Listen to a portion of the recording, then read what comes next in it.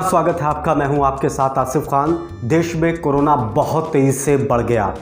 देश कोरोना महामारी की चपेट में है और इसके लिए कौन जिम्मेदार है?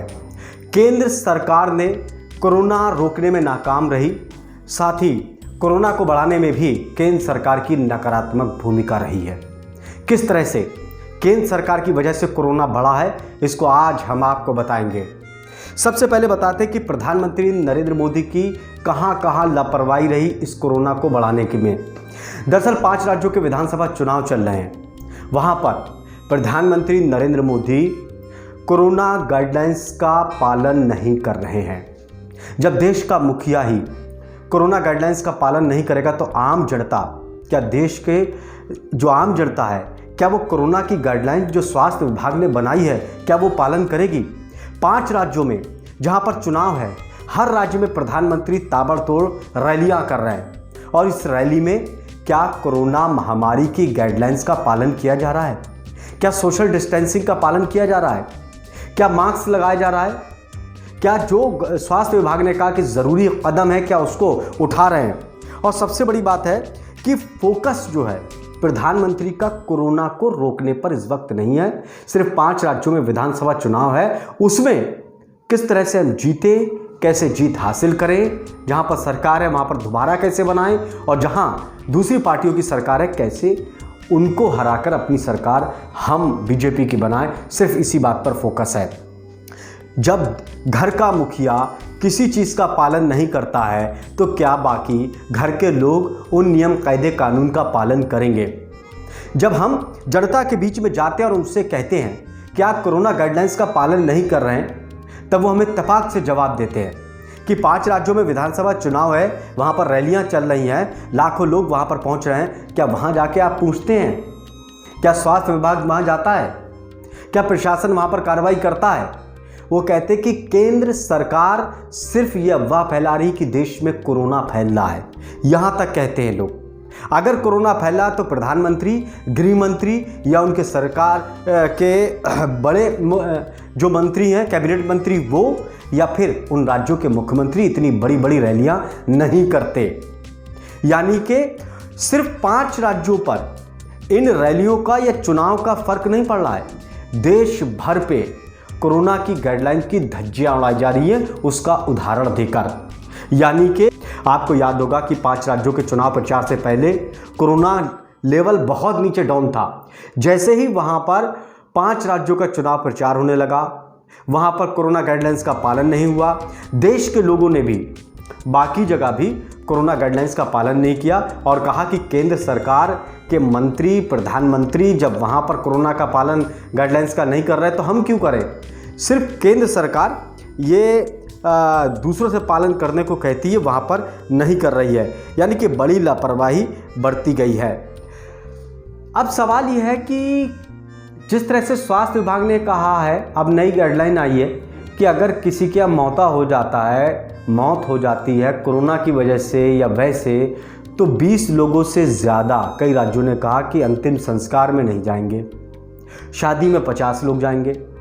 लेकिन क्या स्वास्थ्य विभाग ये बात कह रहा है कि जो रैली हो रही है उसमें सिर्फ 20 लोग जाएंगे या 50 लोग जाएंगे? उसमें लाखों लोग जा रहे हैं। तो क्या स्वास्थ्य विभाग आंखें मूंदे बैठा है वहां पर?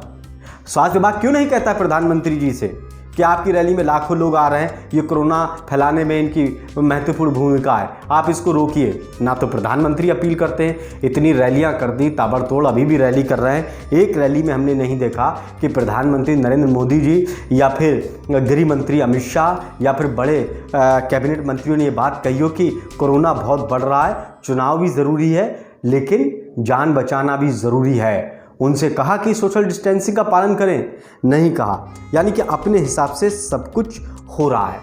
ये पहली गलती केंद्र सरकार और प्रधानमंत्री नरेंद्र मोदी की रही। दूसरी गलती समझिए आप प्रधानमंत्री की।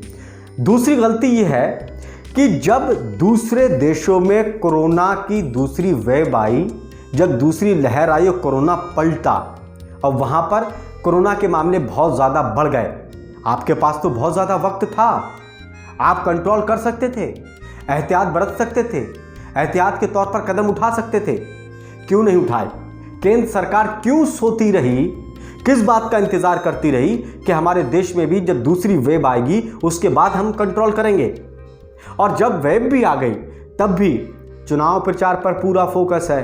कोरोना को कैसे रोका जाए, देश को कैसे बचाया जाए, इस बात पर कोई सरकार का फोकस नहीं है, ना तो कोई इसको लेकर गंभीरता केंद्र सरकार दिखा रही है, बल्कि उनके इसी बात पर फोकस है कि उन 5 राज्यों में कैसे हम सरकार बनाएं, कैसे हम अपनी सरकार बनाएं और राज्यों में हमारी सरकार बने, इस बात को लेकर पूरा फोकस है।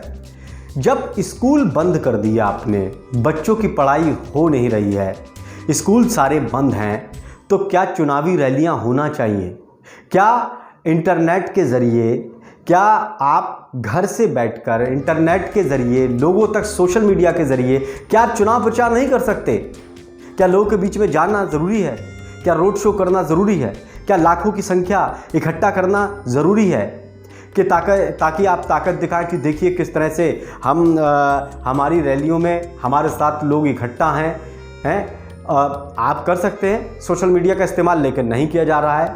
वहाँ पर धज्जियाँ उड़ाई जा रही हैं उन राज्यों में, और इसका असर दूसरे राज्यों में भी पड़ रहा है। सीधे तौर पर लोग, जब हम कहते हैं उनसे कि आप कोरोना गाइडलाइंस का पालन करिए, तब वो तबाक से हमें जवाब देते हैं, जाके आप प्रधानमंत्री जी से पूछिए पहले, वो रैली को संबोधित करते क्या मास्क लगाए होते हैं?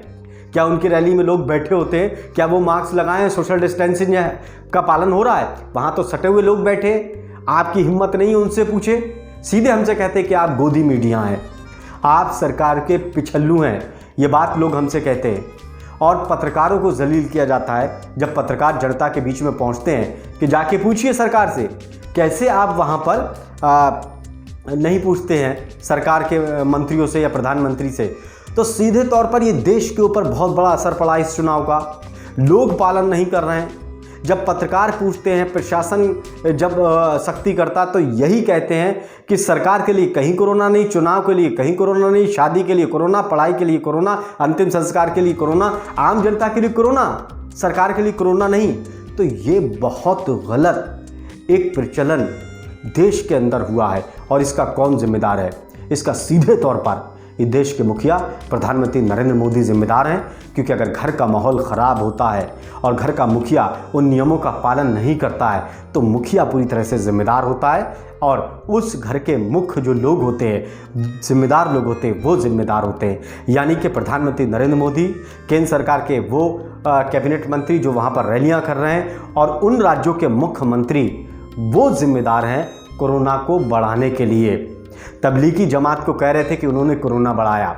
सच बात यह है कि दूसरी वेव के लिए केंद्र सरकार और वो राज्य जहां पर चुनाव हो रहे हैं, उनके मुख्यमंत्री इसके लिए जिम्मेदार हैं। और साथ में प्रशासन ने जो साथ दिया, वहां पर कोई कार्रवाई नहीं की, वो भी इतना ही दोषी है। अगर ये वीडियो हमारा अच्छा लगे तो चैनल को सब्सक्राइब कीजिए, लाइक कीजिए और इस वीडियो को शेयर ज़रूर कीजिएगा। नमस्कार, आदाब।